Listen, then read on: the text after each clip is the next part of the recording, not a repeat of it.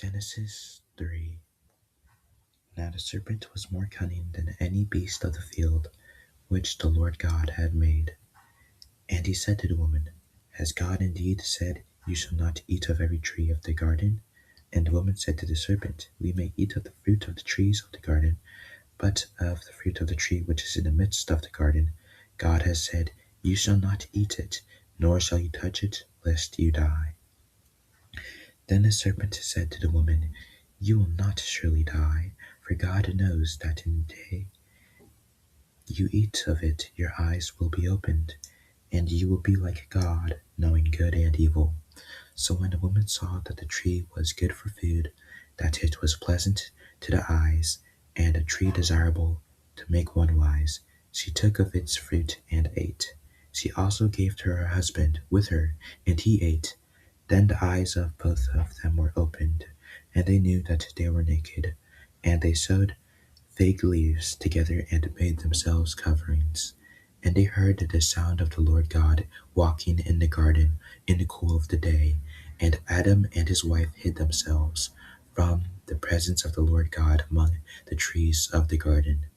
Then the Lord God called to Adam and said to him, Where are you?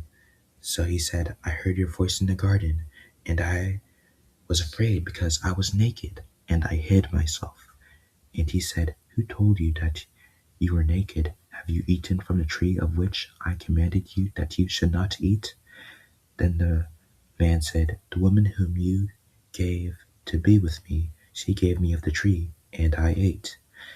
And the Lord God said to the woman, What is this you have done? The woman said, The serpent deceived me, and I ate.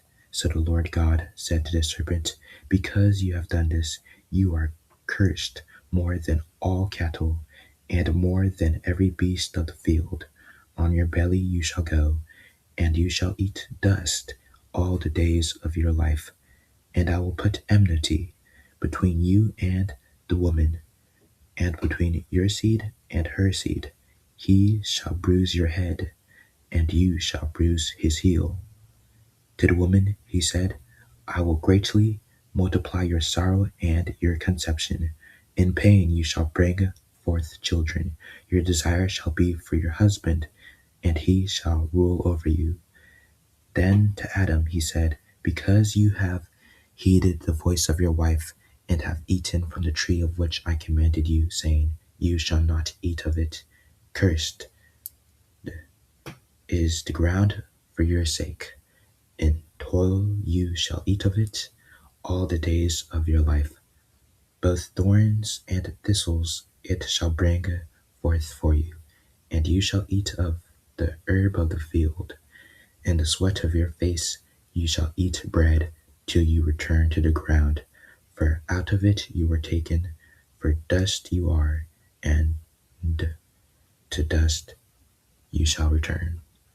And Adam called his wife's name Eve, because she was the mother of all living. Also, for Adam and his wife, the Lord God made tunics of skin and clothed them. Then the Lord God said, Behold, the man has become like one of us, to know good and evil. And now, lest he put out his hand and take also of the tree of life, and eat and live forever.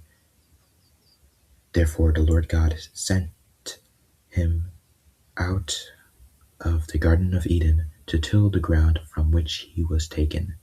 So he drove out the man, and he placed cherubim at the east of the Garden of Eden, and a flaming sword which turned every way to guard the way to the tree of life.